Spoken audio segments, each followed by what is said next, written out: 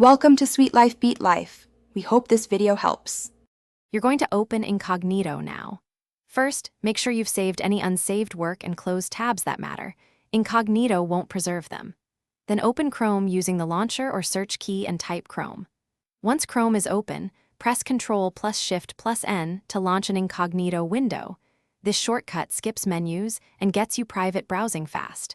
You do this because Incognito prevents Chrome from storing local history, cookies, and site data for that session.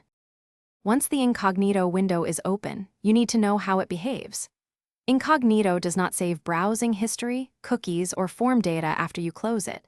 That helps privacy on shared devices. Make sure to check extensions. Most are disabled by default. Go to Chrome//extensions if you need one and enable it explicitly, but be cautious.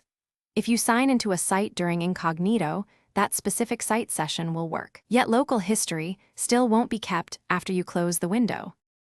To finish, close every Incognito window. That action clears the session's cookies and site data. If you can't open Incognito, make sure the Chromebook isn't managed by enterprise policies or supervised accounts. Those settings can disable private browsing. If websites still seem to track you, clear your regular Chrome profile data in Settings and review extensions for trackers. If problems persist, restart the device and verify Chrome OS updates. That often fixes policy.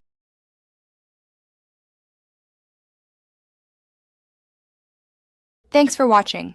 Consider subscribing if we helped you.